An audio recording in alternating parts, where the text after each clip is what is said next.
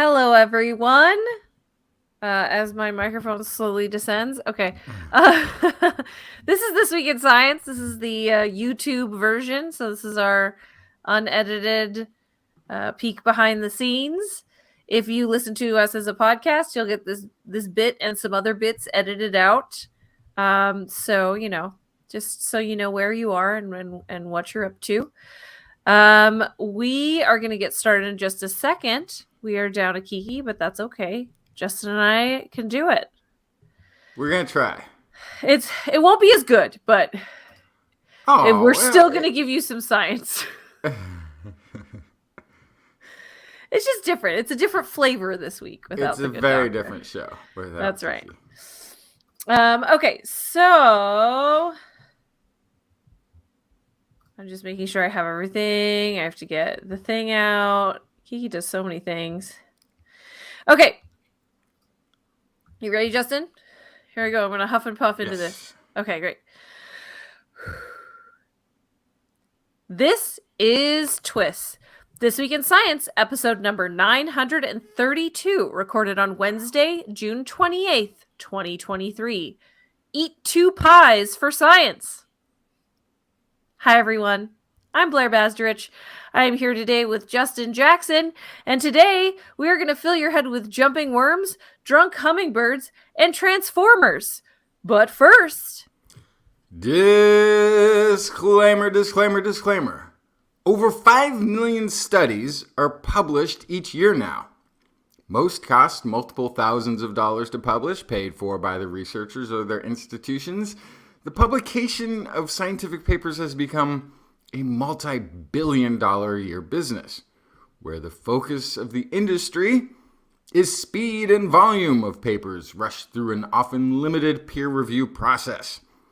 There are more scientific journals than ever before, which is to be expected because we're in the present and it should always be more things, more people. What is not to be expected, though, is the increase of around 30% of the number of journals in the last 10 years.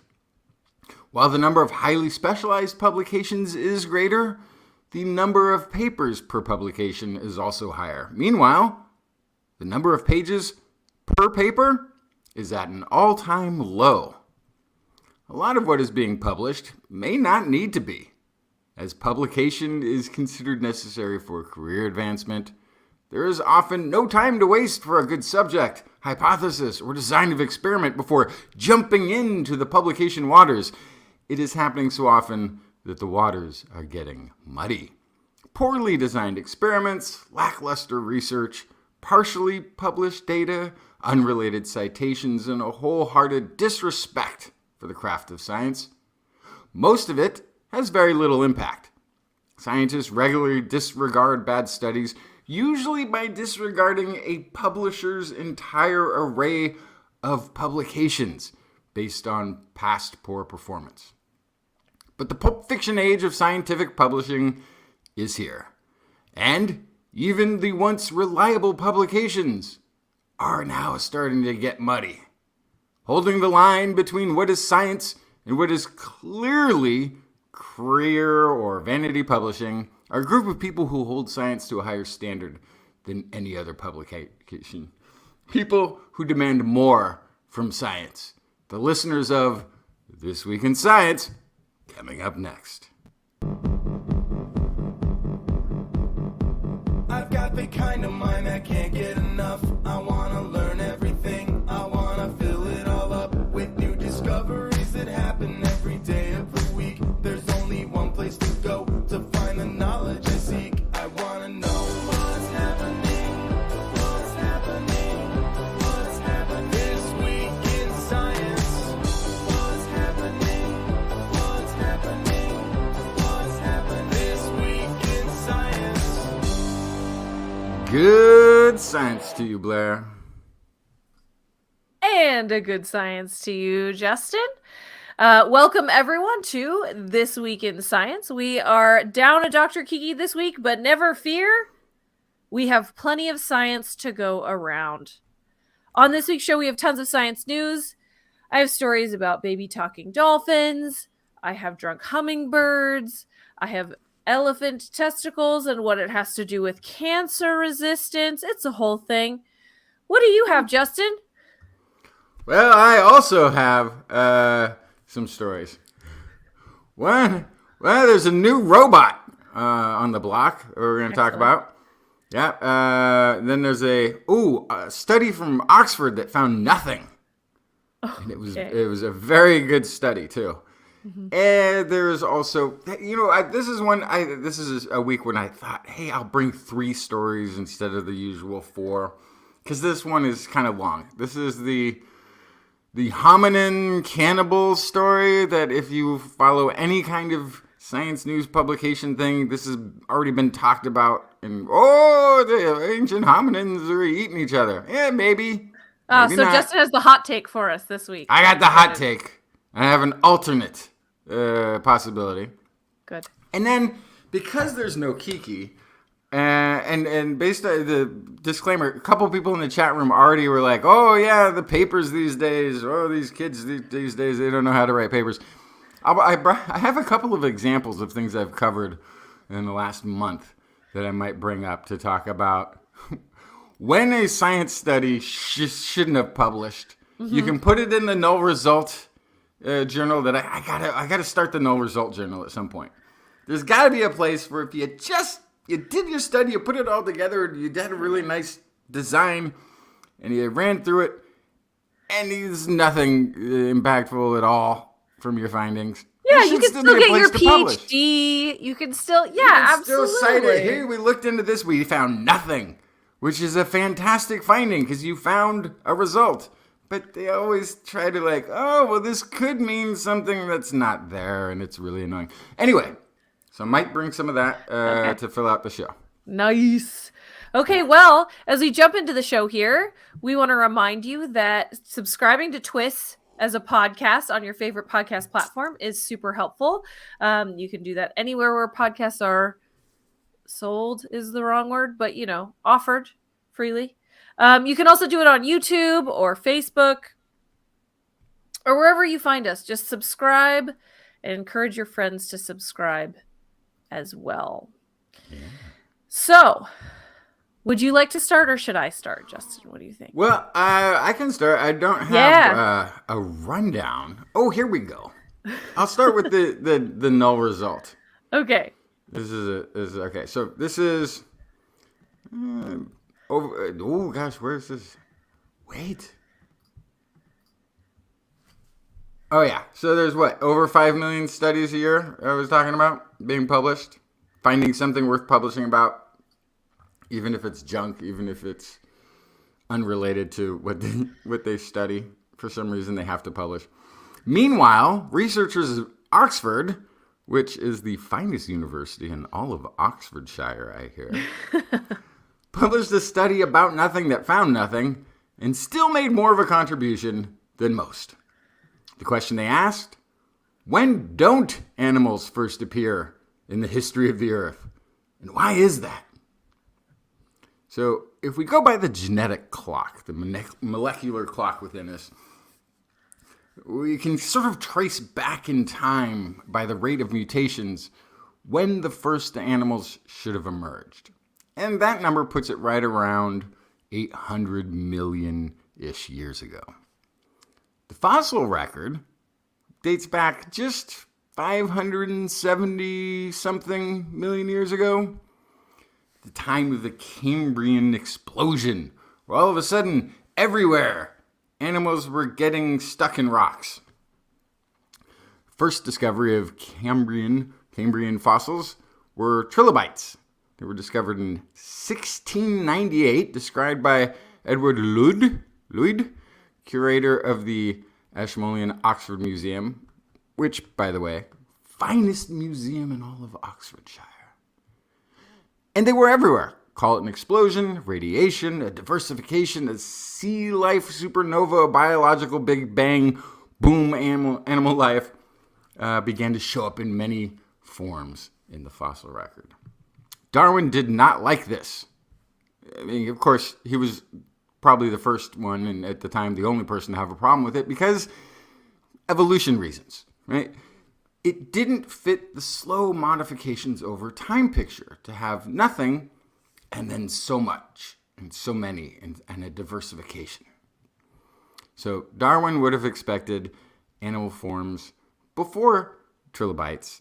And since then, a lot of scientists who have learned about evolution have looked back at the record of animals and wondered the same thing.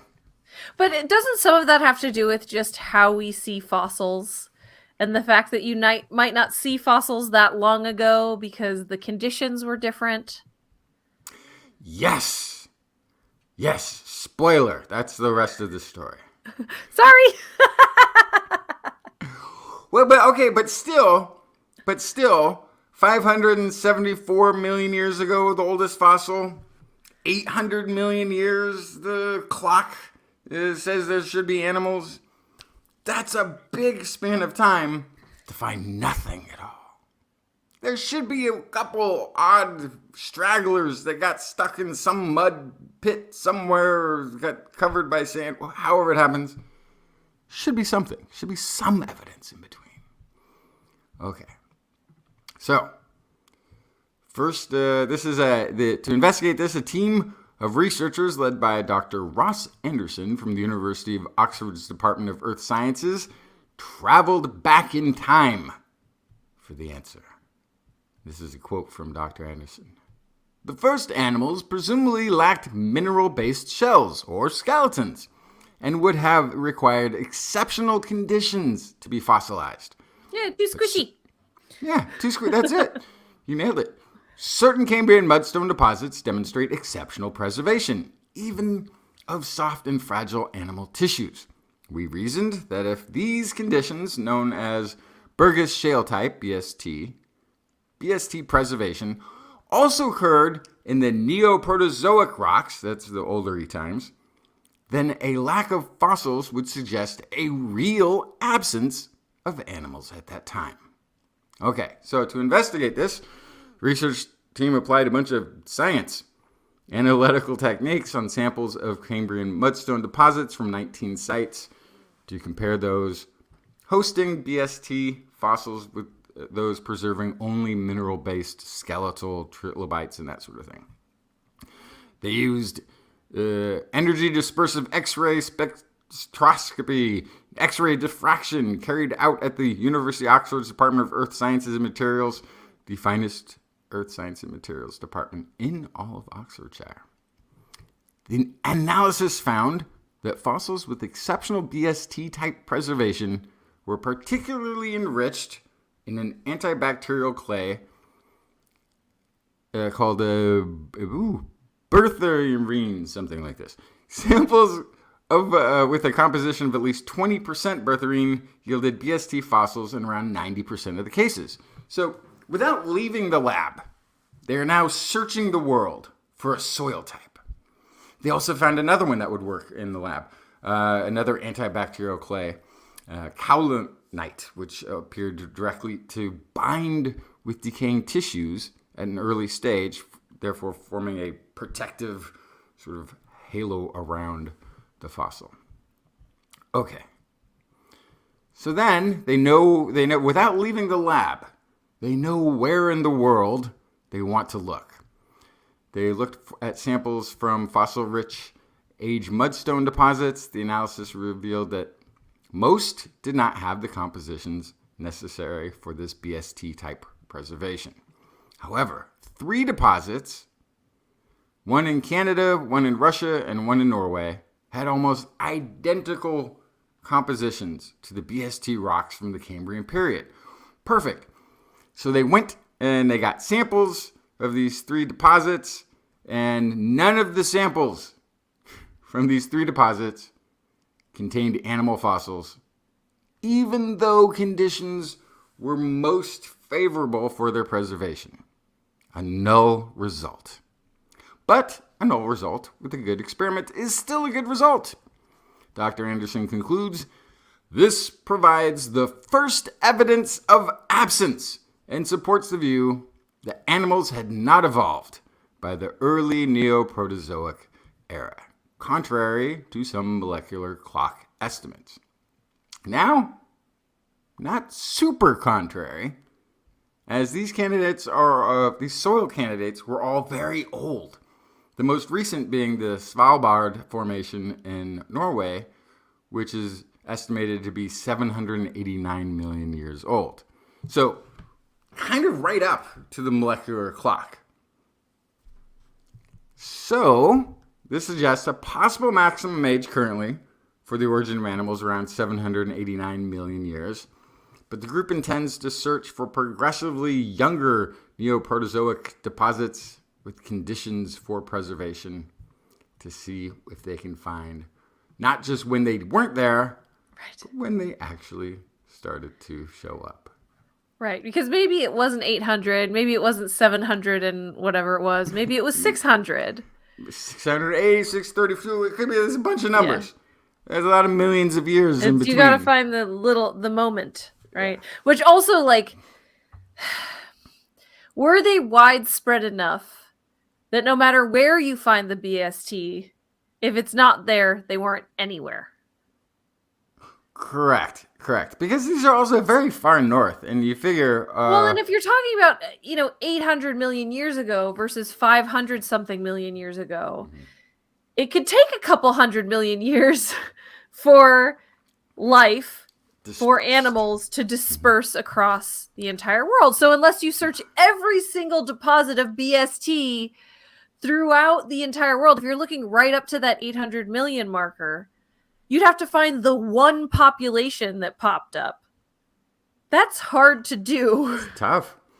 It's tough. And, we had bacterial life already going on. It's just this more complex, squishy, multicellular life that's missing.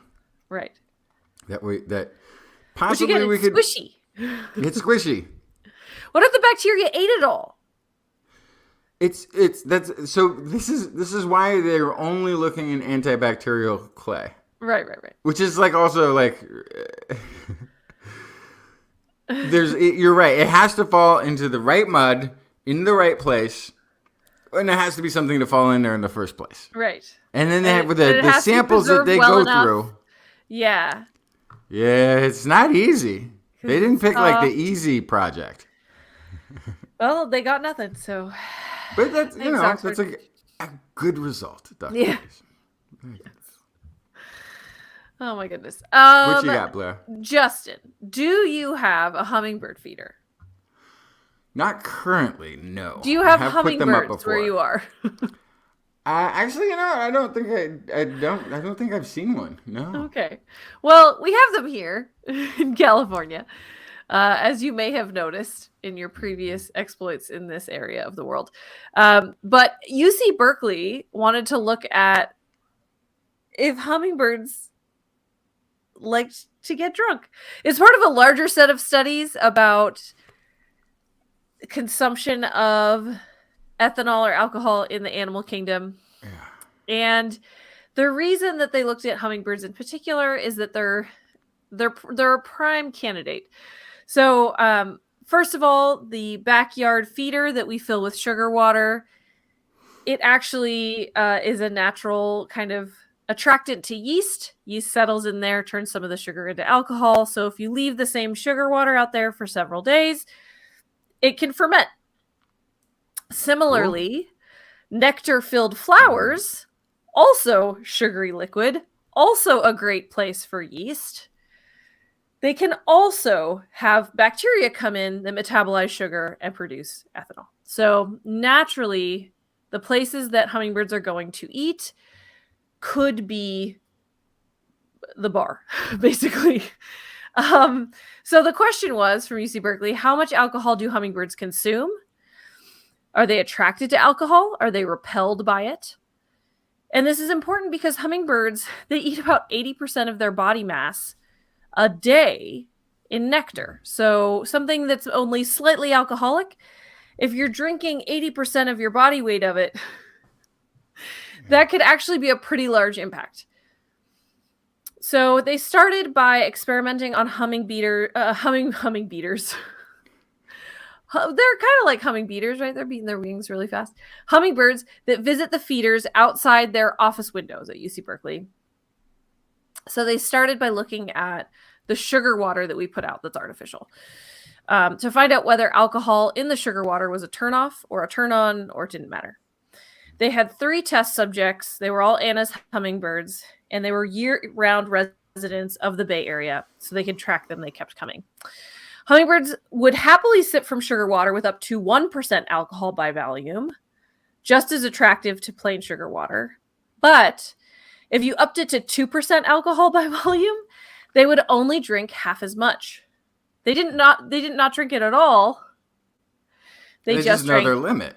Yes. So they're consuming the same total amount of ethanol because they're drinking half as much and it's double the concentration.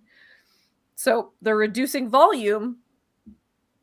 So they're getting like as buzzed, which is probably not buzzed at all. But basically they're adjusting their intake based on the ethanol kind of contents.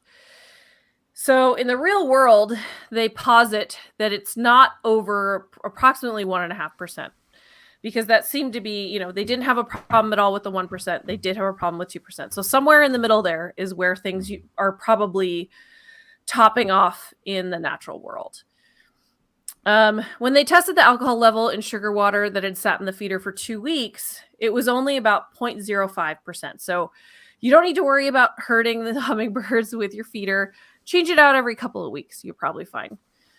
So 0.05% doesn't sound like much, but again, if they're drinking 80% of their body weight a day, that does accumulate. Well, yeah, you got to test the birds. See if they can fly in a straight line. They think that because they metabolize everything so quickly that they burn the alcohol really quickly too, as well as the sugars. So they don't think that they're getting drunk at all. Okay, but who knows? That's fine. Well, the thing is, it's also like everything's moving through their system. Like, I don't think that exercising while drinking keeps you from getting drunk. Because this is the thing I kept thinking, is that hummingbirds, it's not like they just sit there and perch and then eat from the feeder. They're in like this constant flight mode when they're zipping around. So it doesn't keep you from getting drunk, but it does allow you to process the alcohol quicker. So you can get sober faster if you're moving around because you're metabolizing.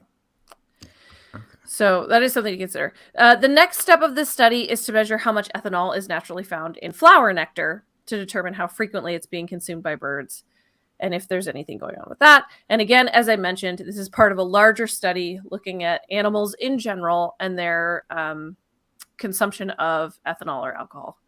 So this kind of folds into that. And they want to experiment on old world sunbirds and honey eaters from Australia next. So that's they occupy the nectar sipping niche that hummingbirds have in America, just in Australia. So they're like, I think their study is going to be, if you're going to do any research on this project, I suggest you get in now, because it sounds like they're starting with nectar feeding birds. Yeah. You don't want to be part of the study when they get to bears. Right. Drunk bears? I don't think so. Yeah. So anyway, you're not poisoning the hummingbirds in your backyard, but you might be giving them a little buzz, and that's okay. That's why they keep coming back? Yeah. Maybe. All right. What do you got now, Justin? Oh, okay. So this one is Boston Dynamics robot dog. Gets a lot of press for being the scariest possible use of robotics ever. Robot dog that induces feelings of empathy from humans when kicked, but then can't be kicked over, showing it has an unstoppable nightmare potential once it gets into the wrong hands, which it was probably already has. That was probably yesterday. It's already in the wrong hands. But there's a new robot in town. Caltech Center for Autonomous Systems and Technologies has developed a robot of its own that can roll on 4 wheels, turn its wheels into rotors and fly like a drone, stand on 2 wheels like a meerkat, to peer over obstacles. It can walk by using its wheels like feet, and it can use 2 rotors to help it roll up steep slopes on 2 wheels, tumble, and more. It can go anywhere. And the robot has been equipped with autonomous AI capabilities and can make decisions for itself about how best to navigate through complex environments. The robot has been real-world tested outdoors and has navigated the terrain of Caltech's campus. They named the robot M4 because apparently engineering students lack creativity. M4 is short for Multimodal Mobility Morphbot. That makes the name M4 even worse because then you realize Morphbot was right there in the long version of the name. Morphbot's a way better name. Morphbot, Morpho, Morpheus, Morphe McBotface, the Morphinator, Morphzilla, RoboMorph 2000. Anything would have been better than M4 because it's only going to make things more confusing with time, as M4 is already the name of a weapon. Military version of the AR-15. That'd be fair. The military M4 rifle has been used to kill far fewer Americans than the AR-15. Key feature of the M4 robot, Morphbot, is the ability to repurpose its appendages as wheels, legs, and drone-like thrusters. When Morphbot, this is what I'm going to call it, needs to stand up on two wheels, two of its four wheels fold up, and then they turn into like drone propellers, which spin the thing upwards to stand up. When it needs to fly, all four wheels fold out and start spinning propellers inside of the wheels, which lift the robot up off the ground to fly. In the current iteration, the walking motion is mostly proof of concept, although it looks pretty good. It looks like it was going over some rough terrain and video. Yeah. So far, it's a little both. Kind of the cool thing about it is when it's driving, when it's on the wheels, like why would you bother doing the wheels if you could just fly anywhere or walk anywhere? When it's driving on wheels, it uses a tremendously lower amount of energy. So it may be able to go further compared to the, nightmare robot dog. It might be able to run longer on its battery because it kind of just looks like a big RC car at that point. And there it is. We've got some video for the streaming audience. You can see it's got those big wheels, and if you notice, the inside of the wheels are drone propellers hiding away in there. So as it comes along, cruising the campus, it'll come to an obstacle, peek over it, hey, what's on the other side? And then decide, oh, that's it, I'm out of here, and fly away. Pretty cool. This is the sort of robot that I could see, being the next generation of Mars rover. Because of this, it looks great.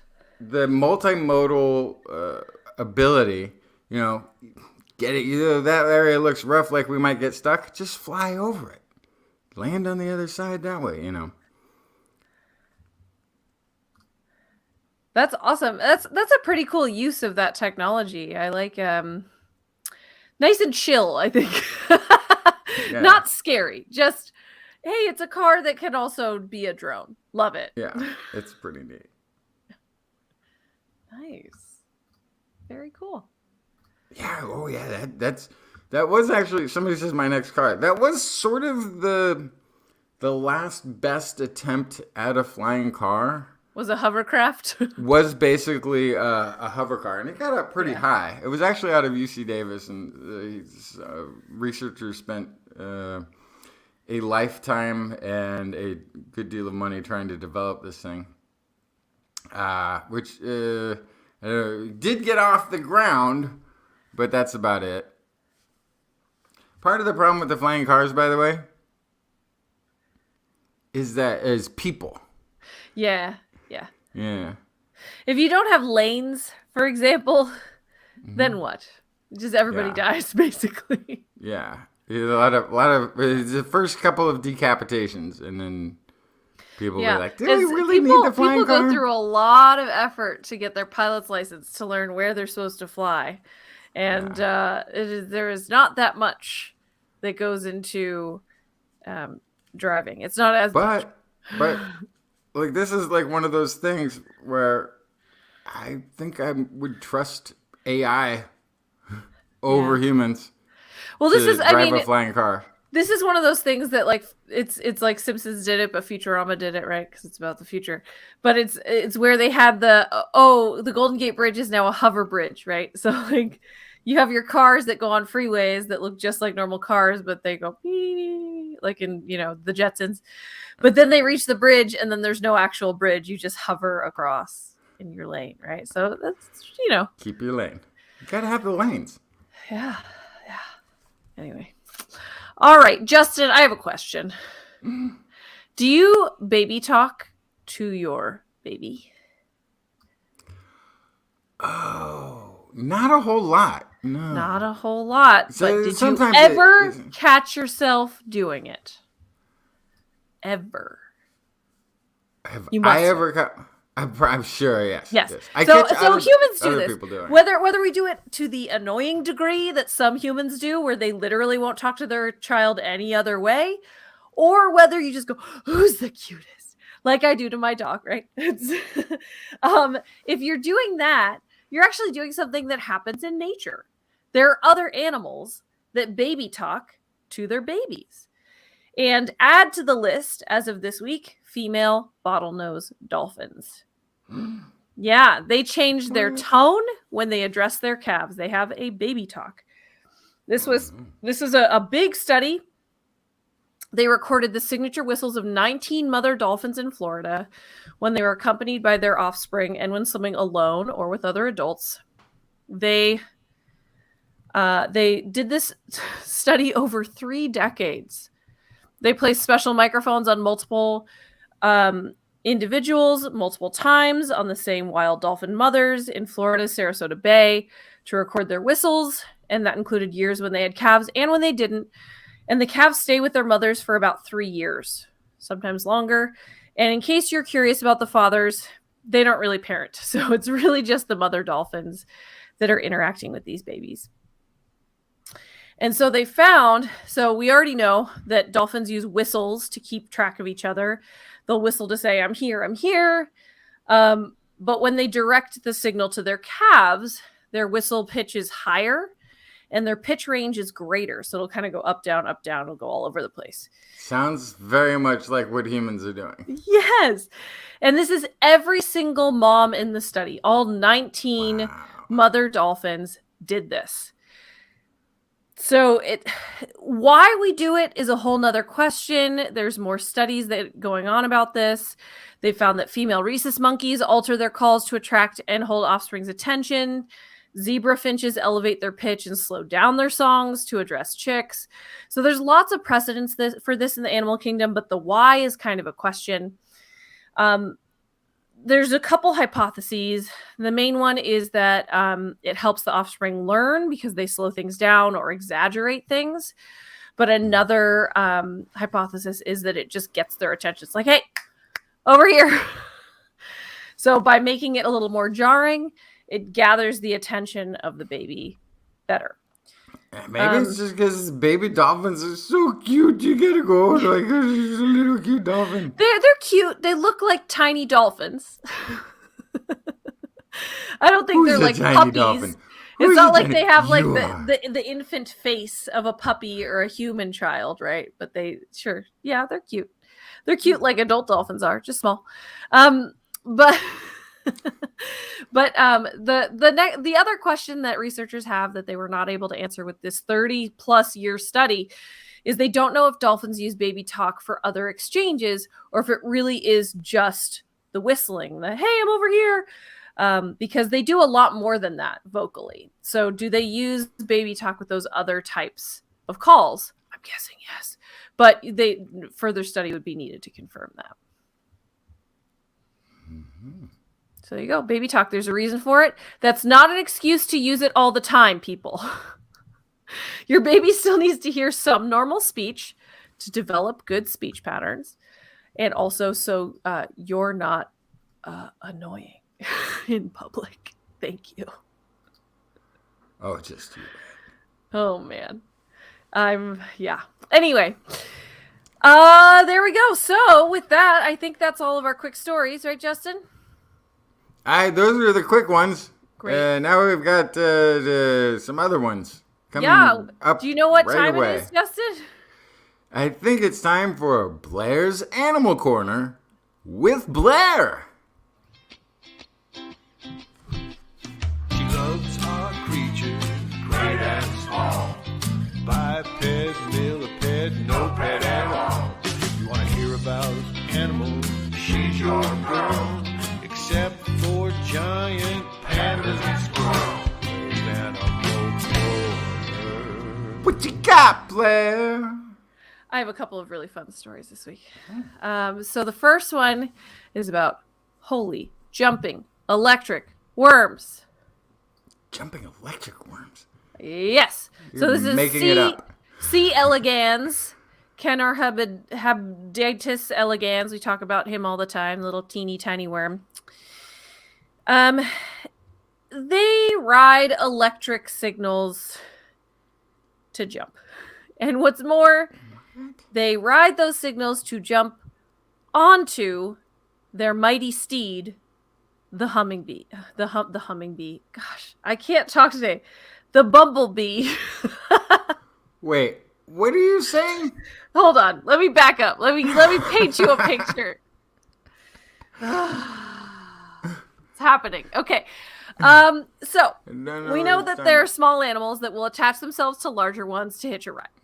Yeah. It allows them to save energy, migrating large distances. Sometimes will protect them. Sometimes will provide them with delicious food via parasites, all sorts of fun things, right? So this is something that happens in the animal kingdom we know about. Think about like birds on rhinos, stuff like that. But researchers have now shown that C. elegans, a little microscopic worm, can use electric fields to jump onto pollinating insects. Yes. So, pollinators, we know, like insects and hummingbirds, are that they have this like electric charged field around them, and it's believed to be because the kind of rubbing on the flowers, and also pollen is attracted to the electric field. So by being like a static electricity bee, you can grab more pollen, and you could do your job more effectively. So the C. elegans is kind of taking advantage of that electrically charged insect to hitch a ride, to jump crazy distances, crazy fast, so that they can hop onto these bees and get the heck out of there. So the kind of the inspiration for this story happened because researchers noticed that they had these C. elegans in the lab in petri dishes, and the worms were often on the lid. Like, how'd they get up there? Yeah. Well, maybe they climbed, right? Hey, who has been shaking the petri dishes? Right. What's going on over here? So maybe they climbed up, right? Turns out, they put cameras on them, and they were jumping. They were just jumping on to the lid. So it wasn't... That is both totally awesome and a little freaky. Yeah. So they weren't sure how they were jumping onto the lid. There are these microscopic worms jumping the space of the agar on the petri dish up to the lid. That's very far. If you're that small, it's a very long way to travel. Yeah, and now I'm going to try to multitask just to a crazy level and share a video while I tell you about this story. So these worms, they were like, how are they doing this? They don't have like the physical mechanics to be able to handle this. And so I just saw the little video of the jump, and that was pretty energetic. Yes. So they suspected, sounds like correctly, that they were traveling by electric field. So they placed worms on a glass electrode, They only leaped to another electrode once a charge was applied. They jumped on a speed on average of about 0.86 meters per second, which is close to how fast we walk. For a microscopic worm, that is fast. Their speed increased with an increase in electric field intensity. So they were definitely getting this done through the use of electric field. So I have another video here. I can cue up. So next, the researchers rubbed flower pollen on a bumblebee so that they could have a natural electric charge. So they like basically rubbed the balloon on them, right? Got them some static electricity. And then once close to the bees, the worms stood on their tails and jumped aboard. Some worms even piled on top of each other and jumped in a single column, transferring 80 worms at once. Oh, wow. So here we go. Let me see if I can show you another video of this. So here we have a bunch of worms going, take me with you. This is incredible footage. Yeah, I just love it. So up to 80 of these guys it reminded me of that robot that Kiki talked about on the show a couple weeks ago that were all triangles that assembled. They were talking about using it for the space station, but we all know what they were going to use it for, right? But it's like that. It's all the worms all assemble together and get the job done. The next step of research for this is, how are they doing this? They don't understand how they're riding the electric wave, if it's special, if other microscopic worms can do this, if like other animals can do this, why the electric field is it and not something else. Why didn't they develop a muscle to do this instead? Right? So it's like there's just, how did it happen? Well, they're suspecting that it has to do with genetics. Mainly because they observed jumping in other worm species that are closely related to C. elegans, and the mutants were unable to sense electric fields and jumped less. So, considering the mutation caused a loss of this behavior, it sounds like genetics probably have something to do with it, but they want to identify what genes are involved. So we'll see, but in the meantime, microscopic worms are jumping onto bumblebees via an electric field. Wild. I thought a minute ago you were going to say, so applying this to humans, as we often do in C. elegans studies. Yeah, the latest in extreme tourism. Yeah. Jump onto an airplane via an electric field. Can you imagine? I don't know. Oh boy. And then my second Animal Corner story tonight. It's kind of a long walk, so you gotta join me on it. Elephant testicles could hold the secret to anti-cancer genes. But of course, yes. Of course. Elephants. They're very unusual animals for a lot of reasons. They are an exciting avenue for cancer researchers, mainly because of something called Peto's paradox. The idea is that the larger an animal gets, the more mutations or potential cancer risks result. But despite their large size and a high number of somatic cell divisions, which usually causes cancer, they defy those expectations. They, along with whales, appear to be surprisingly resistant to the development of cancers. So this paradox where based on their body size and plan, they should be getting cancer all the time, but they are doing very well versus cancer as a general species. That paradox means that they're a really good avenue for cancer research. So they have found that there's an importance in elephants in the cancer mitigation puzzle related to a genetic marker called TP53.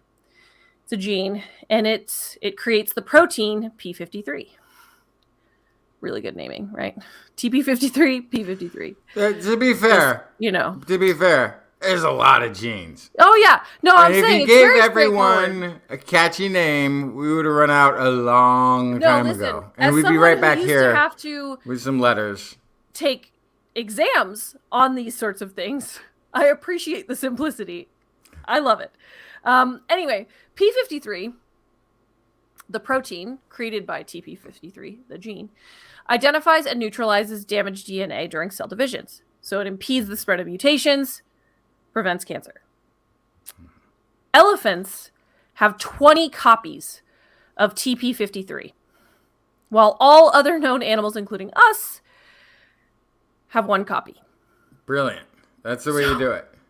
So this is how they have this locked down. This is how they keep from getting cancer. They have 20 times the TP53 pumping out P53 proteins to just kill cancer in its tracks. It's expression plus what happens if you get a variant in one of those 20 genes. Well, it doesn't mean your cancer risk went up because you got 19 that can still get in there and do the repairs. Yes, there's huge redundancies. So now the question is, why do elephants have this? Why do we not? It's all about because of the size their of testicles. It's not the size of the testicles. No. It's that their testes do not descent. So in mammals, healthy sperm needs to come from cooler testicles. That's why humans have them. They pop down to be able to temperature control the testicles. That's why they might sag if it's hot. They might kind of contract in if it's cold outside. They're keeping those precious sperm the exact right temperature. It's actually a beautiful mechanism. It's doing exactly what it needs to do to keep those precious, precious sperm the right temperature. It is a beautiful process. It's a beautiful something I thought I was process. talking about today. It's a really cool part of mammal biology. I don't know what It's to tell pretty you. wild. I'd have honestly not But- spent a tremendous amount of time thinking about it. But now that you pointed out, yeah, it's pretty cool. Read a book on mammal reproduction. You'll think about it a lot. Anyway, elephants do not have the genes responsible for this descent. Most likely because they live in a place that is crazy hot. So, kind of redundant. So their testicles remain inside their bodies, even in mature males or bulls. So they are higher in temperature. The sperm is higher in temperature than other mammals. So, all that to say, the researchers found that the proliferation of TP53 most likely did not evolve to combat cancer.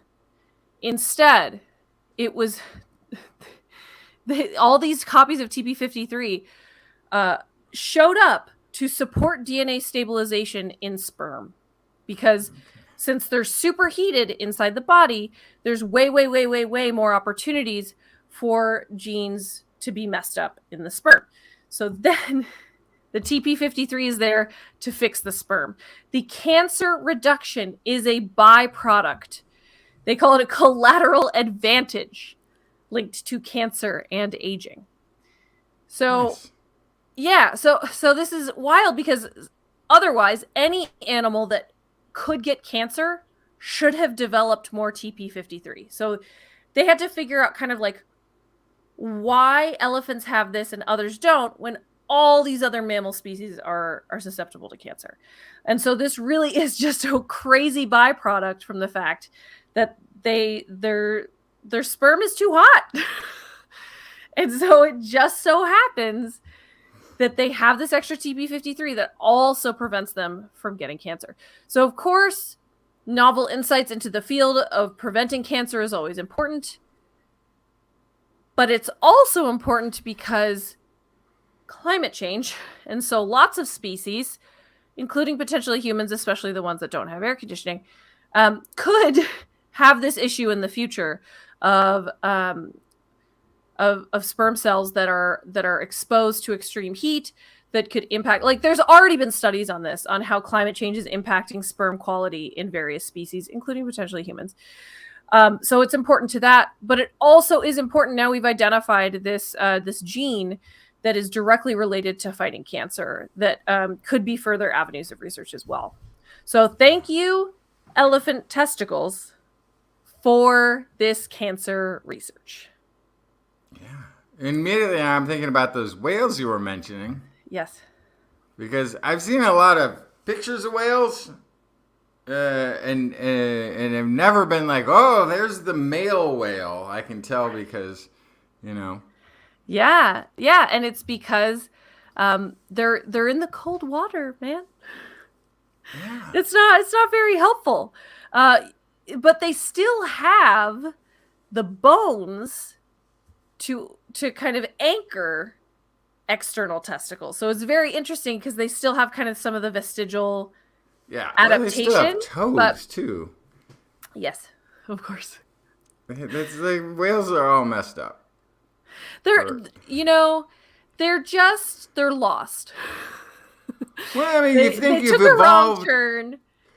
You've evolved to the point where you've really done a good job transitioning to the ocean. Well done. You've been there for, seems like, forever.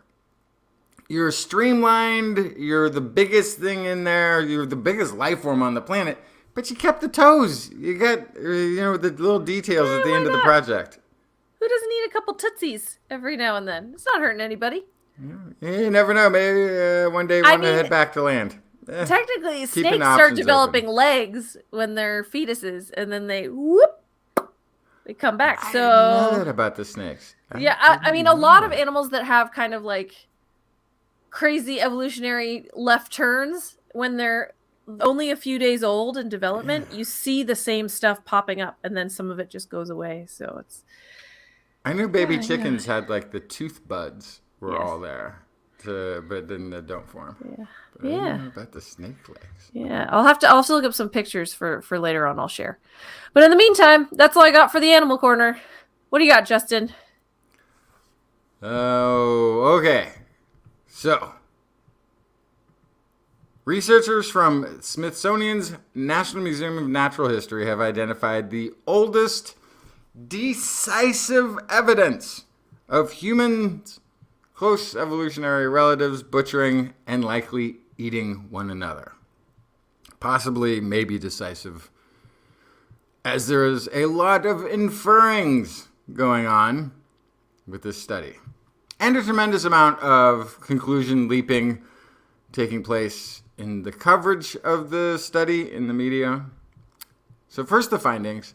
National Museum of Natural History paleoanthropologist Brianna Pobiner and her co-authors describe 11 marks found on a 1.45 million year old left shin bone from an unknown relative of Homo sapiens found in northern Kenya.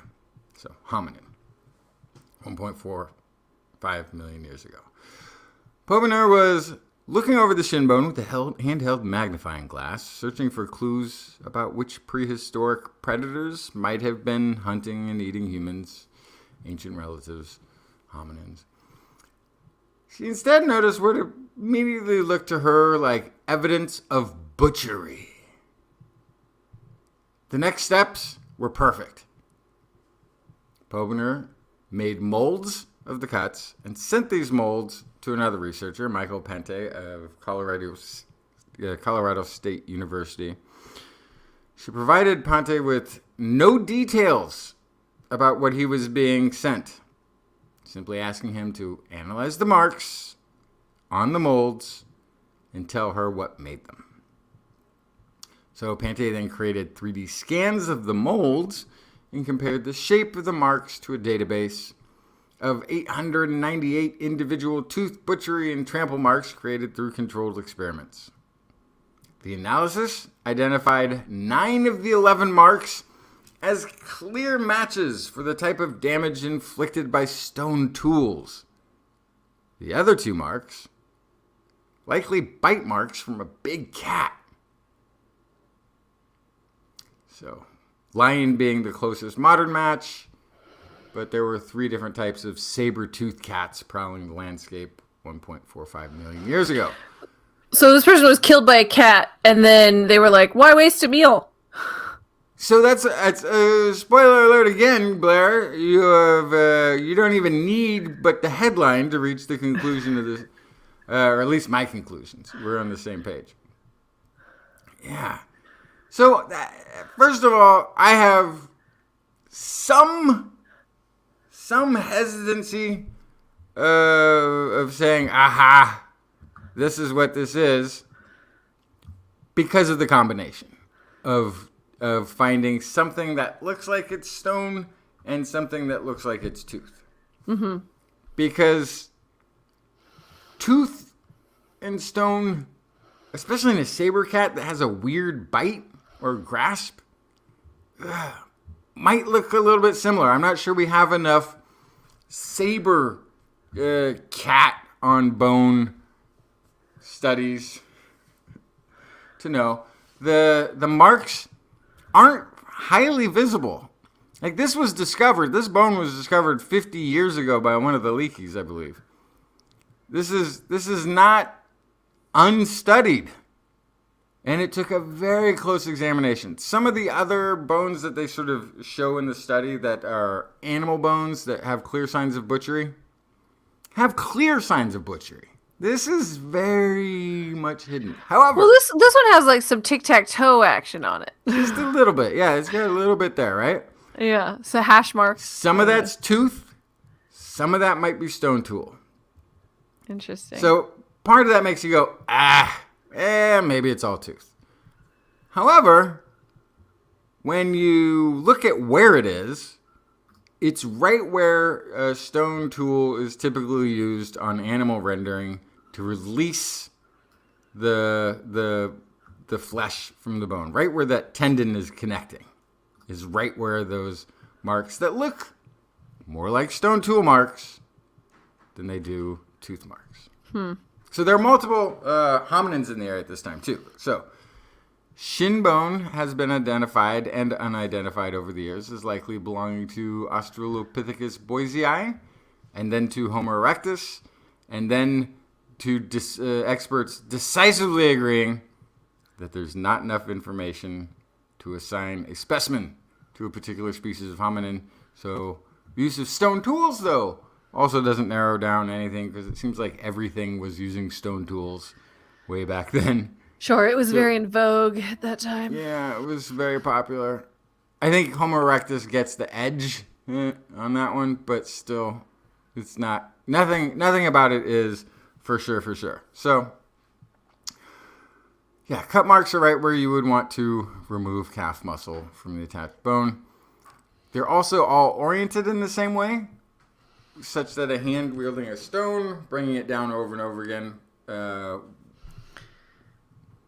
without adjusting the grip or the angle of attack would fit. How do we know they're eating it and they're not just like doing something else with it? They don't. So first of all, there's a lot of like, this is the first evidence of cannibalism. Right. Cannibalism requires that the eater and the eaten and the eater be of the same species. That cannot be determined by these findings. Right. It could be an example of one hominin species devouring another. Sure. You know? That one's different. What about just like wanting the bones though? Also. It could be cleaning the bone and wanting to use the bone as a tool. Yeah, or they want it for another, I don't know. Yeah, they're always wanting to like assign ritual to things too. Like what if So they ruled that this is the one time they didn't. They said, we don't think this is ritual. We think they ate them. Sure, because rendering and therefore eating. Okay, all right. Okay. But there's no evidence of eating in this. So again, yeah, ain't necessarily so. So none of the stone tool cut marks. What about this, Justin? Oh my God. What if this is dumb. What if this hominid got bit by a cat and they're like, we gotta cut the leg off. To try to get them to survive. Because they got a nasty bite and they're doing amputation. This is, right? But they're just taking the muscle off. Okay. But I think you're Take the close. muscle off. I think you're close. I have a theory. Okay. Okay, let's hear it. All right. So none of the stone tool cut marks overlap with the bite marks. So you can't really, the order of events is tough. Big cat may have scavenged the remains after hominins removed most of the meat from the leg, but the big cats, you know, these are cats that are, they could be scavengers, sure, but they're one of the biggest killing machines out there. So they have the capacity to kill more than they eat. So the theory has been that saber-toothed cats make kills and then hyenas and hominins come by later and scavenge those kills for meat. So it kind of would be going in the reverse order that we're used to expect, that we would expect. So, yeah, top predator, kill more than they need to eat, often leaving the meat behind to be scavenged by others. So here's my least icky scenario. Bonnie Bozii is walking along 1.45 million years ago when a saber-toothed cat sees her and thinks, I can kill that.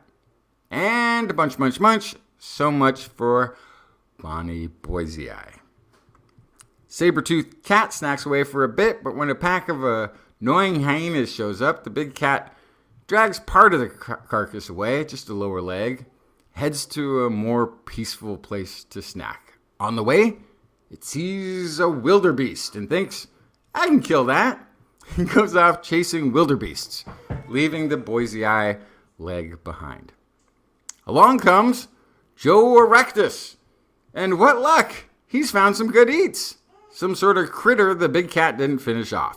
A few swings with his sharp stone, and he's got enough meat to barbecue with that gal Bonnie Bozii from the cave next door. Anyhow, it's hominin with both tooth marks and signs of butchering, unknown species. So there's a chance that whoever butchered it didn't even know it was a hominin. Yeah. You're coming in totally after fair. the big cat.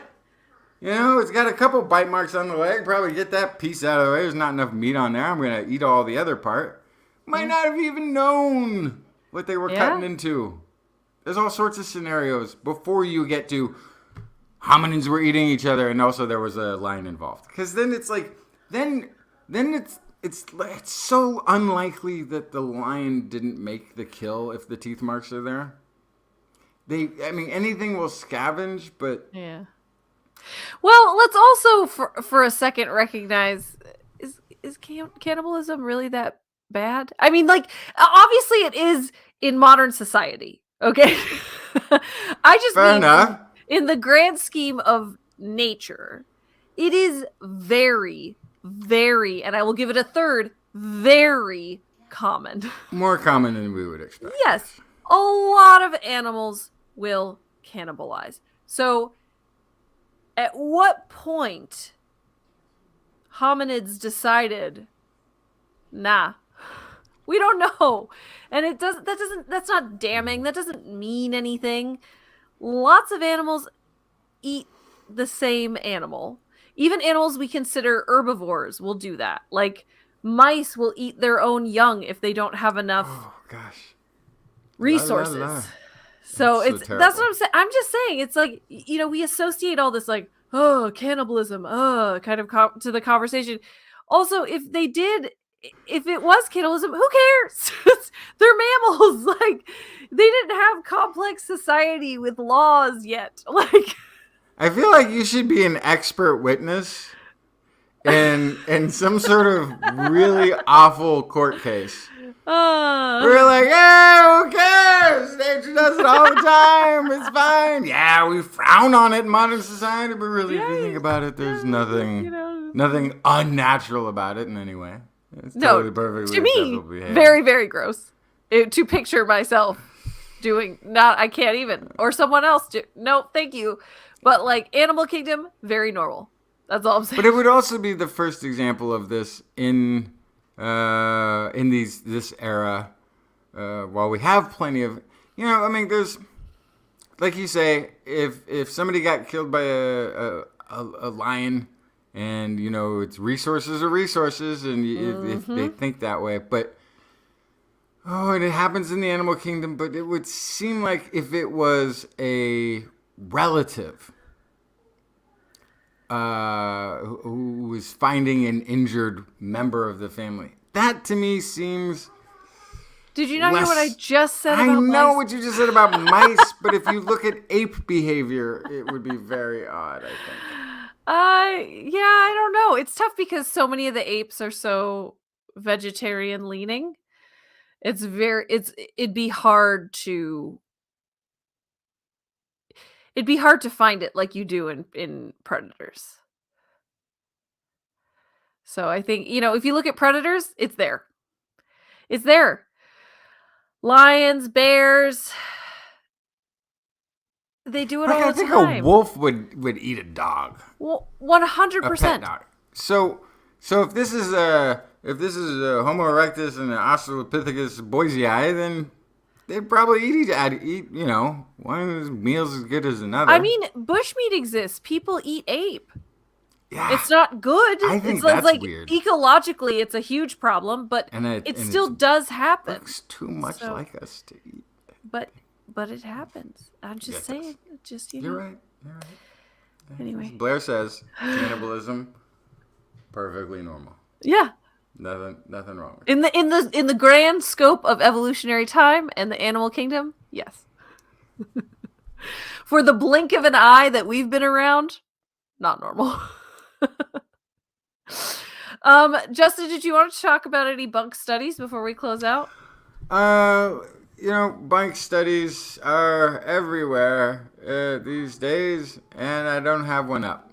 Okay, that's fine. I got too distracted with the stories we were doing to. That's great. Do you have a favorite off the top of your head you wanted to? Yeah, I do. So there was one that did. I don't even know how to say it. Mucuna pruriens, the velvet bean. Okay. Which was, I've seen the supplement listed as this will improve brain power. This improves libido. It also supposedly increases sperm count. So there was some research that was done where they were looking into sperm count. Oh, wait, here it is. This is researchers at the University of Ghana looked into the efficacy and safety of Mucuna pruriens seed powder on male fertility. This is a paper called Moderate Doses of Mucuna pruriens seed power is safe and improves sperm count and motility. And this is a big supplement that's being sold all over the world. Well, the first thing that jumped out to me, and thankfully they at least published their data, because I'm finding lots of studies don't even publish all of their data. They had 21 tested rats with 7 control rats. The 21 tested rats averaged 190.7 grams. The 7 control rats weighed in at just 147.7. No explanation was given for why the weight was so different in the control. Now, I looked up, this is specifically, what is it they call this? A specific rat used in studies. What are they called? The lab SD, rats. The Sprague-Dowley rats. Okay, so Sprague-Dowley rats, you can track their weights pretty well over time.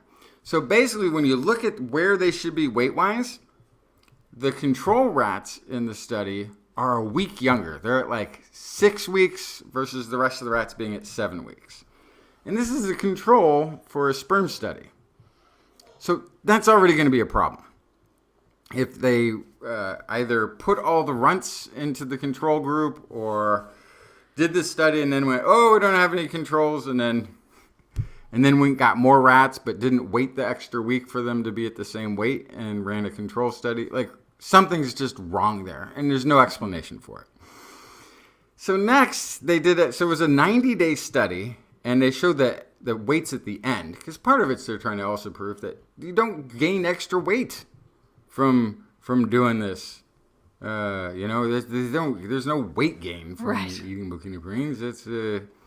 And at the end of the 90-day study, it was also strange because the weights that they had listed for the end were either 9-week-old male rats or, as would be expected at the end of the 90 days, around 18 to 19-week-old female rats. Problem with that would be this is a sperm study, and so if their 18-week-old weigh-ins are female rats, it means it calls into question the rest of their study. Or they only did 9, but no explanation. Absolutely no explanation of why the weights of the control group and the end weights are all. Anyway, the authors conclude that their study observed increased sperm count with Mucuna pruriens. The data, though, the actual data that they published shows that the sperm count was higher in one of the 3 different doses that they gave compared to the controls. And in 2 of the other dosages was actually lower than the control group, Good. which were younger mice. Okay. So nothing. Sounds like nothing. But no. The study says, the study title, moderate doses of Mucuna pruriens seed power is safe and improves sperm count and motility. Paid for by. Yeah. And of course, they declare no conflicts in it. But that's an example of, they've published the data, and the data doesn't match the animal model that they claim that they're using. Unless the animal model is female, which then has a problem with the fact that it's a sperm study. Right. Like, come on. Yeah. If they just didn't publish, and then there's another one which I wish I had, but I can't even remember the name of the study, which was on face masks. And it is the most detailed, thorough, multi-analysis of a chamber study, where they've got these subjects in a metabolic chamber for 3 days, and they're going to climatize them one day, and then they're going to switch off and doing exercise with a mask N95 mask on. And they've got a glucose monitor and a heart rate monitor, and they're checking the respiration. They're checking the urine from the thing. They have controlled calories, and they list this incredible design of experiment. And the publication says that the heart rates were higher for those who were wearing the mask, and during exercise the respiration rate was lower. And don't publish any details of any of the other things, including a bone density check that there was in the thing. Like, no details or data is published along with the study. Yeah, this is it. Includes anomalies, publishes without data, right? So the biggest part here too is like, while exercising,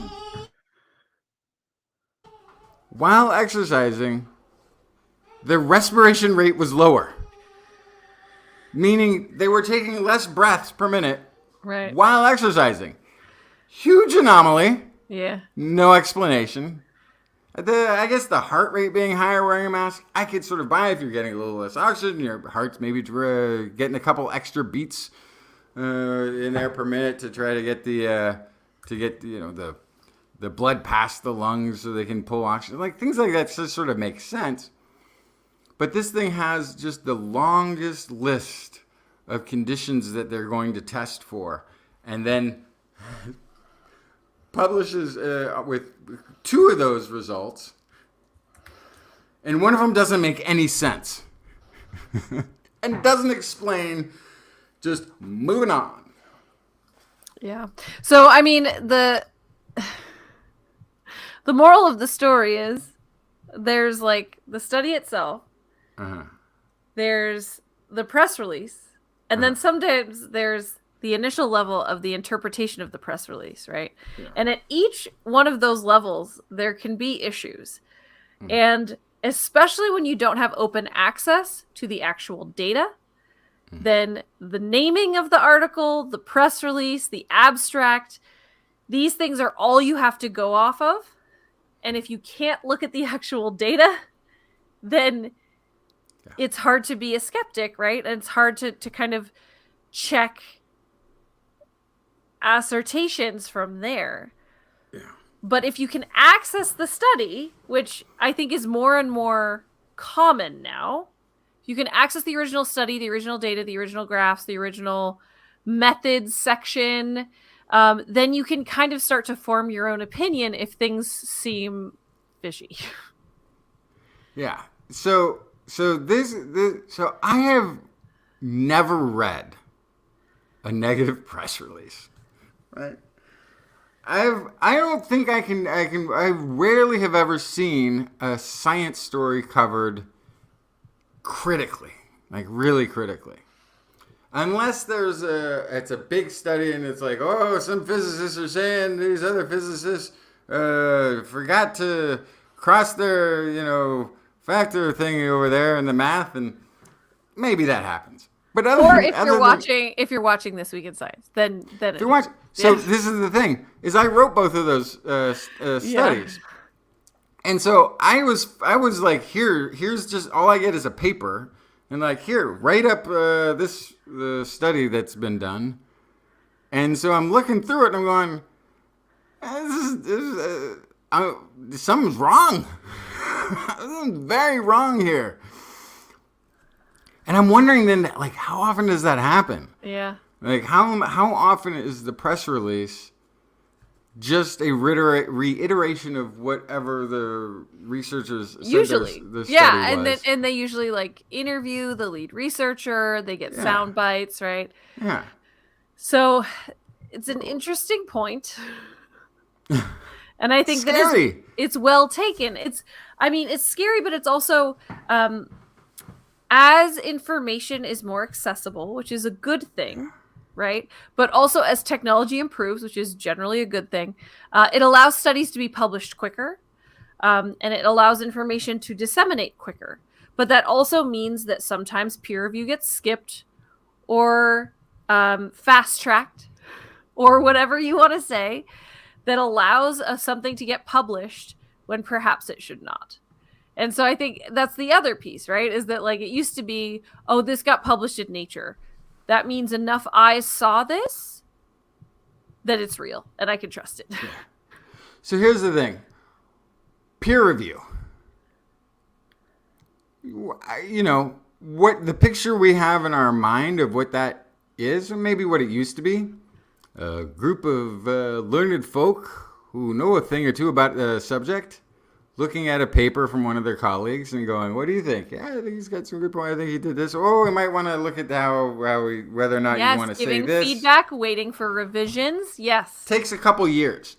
Yes, from submission to publication. Yes. Nowadays, there's publishers who are promising 45 days to publish. Right. They have a guest reviewer who may not have even be in the right field. Mm-hmm. You might have a geologist looking over a genomic paper going, oh, it looks like they know what they're talking about. Sounds sciencey to me. It's rubber stamp, peer reviewed. Yeah. That's not doing it. Mm-hmm. So it's, 5 million papers a year. Are there 5 million peer reviewers who are qualified to look at those papers? And how are they being compensated for that? If at all? Usually by discounts for their next publication. Mm-hmm. And saving a couple grand in that. Yeah. Mm-hmm. Yeah. Anyway, we can make this a regular segment at some point because it's starting to get... Yes, yeah. It's an interesting point that is well taken. With that, we are going to close out the show. For a second, I thought we were in the after show already. But it's an important thing to address kind of recent studies that have come out that have dubious results or methodologies. But and or great sounding results. Yeah. But completely didn't bother with, putting the data in the publication of the paper? What's the point of the paper? Yeah, Just write a blog absolutely. post. Write a blog post. Hey, we think this. Exactly, yeah. It's based on my past experience, I think. Yeah, just post it to Facebook, buddies. Yeah. Anyway, thank you for listening. We hope you enjoyed the show this week. Shout outs to Fada for his help with social media and show notes. Gord for manning the chat room. Identity4 for recording the show. Rachel for editing the show and everything else she does. Thanks for your amazing assistance. And thank you to our Patreon sponsors, which I do not have access to read. So instead, please imagine I am mispronouncing all of our amazing Patreon sponsors who we love and adore. And thank you for your support. So you can just, insert mispronunciation there. You're welcome. If you are interested in supporting us as a Patreon sponsor, you can find information at patreon.com/thisweekinscience. I hear there are various kickbacks, including stickers. I guess I have to be a Patreon sponsor to get some stickers. I'm very interested. On next week's show, we will be back, right, Justin? We will be Thursday, 5 a.m. Central European Time. Or as I know it, Wednesday at 8 p.m. Pacific Is that time? when you're doing the show? Yeah. You're doing it yesterday. Yeah, it's true. Although it's join me in the at future. The same time. If you want to listen to us as a podcast, perhaps while you rub balloons on bees to give them static electricity, you can search for This Week in Science where podcasts are found. If you enjoyed this show, please get your friends to subscribe as well. For more information on anything you've heard here today, show notes and links to stories will be available on our website, www.twis.org. And you can also sign up for a newsletter if we ever get around to writing one. It might come out at some point. Who knows? It's just, you got to sign up so when it happens. If enough people sign up. I don't know. I don't know what the variables are that result in a newsletter, but it's got to happen. Yeah. You can also contact us directly. Email Kiki at Kirsten@thisweekinscience.com. Go, where were you? No, I'm kidding. Email Justin at twistminion@gmail.com. Or me, Blair, at blairbaz@twis.org. Just be sure to put TWIS, TWIS, in the subject line, or your email will be spam filtered into the kind of buried data of a bunk scientific study that no one will look at. It'll be a study also, by the way, all about the descended testicles of the elephant. Yes. Then you know something's wrong. Now you'll know. You'll be like, hey, something's wrong with that study. I can tell right away because... Oh, and if you are on Twitter, stop. Yeah, I don't know. Just stop. It's broken. It's irreparable now at this point. Yeah, just let it go. We still want to use the email or, I don't know, carrier pigeon or something. We love your feedback. If there's a topic you would like us to cover or address, a suggestion for an interview, a haiku that comes to you in the night, please let us know. We'll be back here next week, and we hope you'll join us again for more great science news. And if you've learned anything from the show, remember... It's all in your head. This Week in Science. This Week in Science. This Week in Science. This Week in Science, it's the end of the world. So I'm setting up shop, got my banner unfurled. It says the scientist is in, I'm gonna sell my advice. Show them how to stop the robots with a simple device. I'll reverse global warming with a wave of my hand. And all it'll cost you is a couple of grand. 'Cause this week's science is coming your way. So everybody listen to what I say. I use the scientific method for all that it's worth. And I'll broadcast my opinion all over the earth. 'Cause it's This Week in Science. This Week in Science. This Week in Science. Science. Science. Science. This week in science. This week in science. This week in science. Science, science, science, science.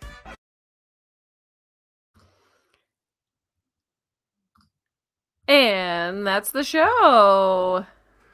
Thanks for stopping by, everybody.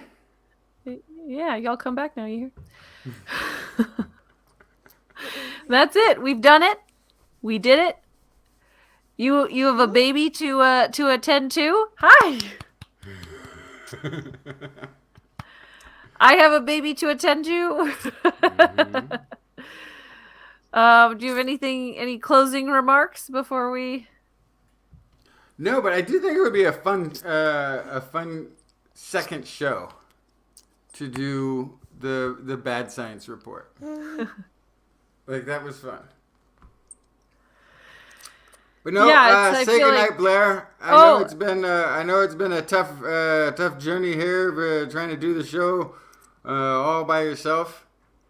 I just have no lung capacity anymore. Yeah. Is the problem? I'm just like gasping for air to talk. It's wild. She's not clapping. She's just got her hands together, but she doesn't know how to. Yeah. Oh yeah, there we go. Oh yes, I've done it. Okay. He's like, come on, you're like halfway there. You're halfway like that. Yeah.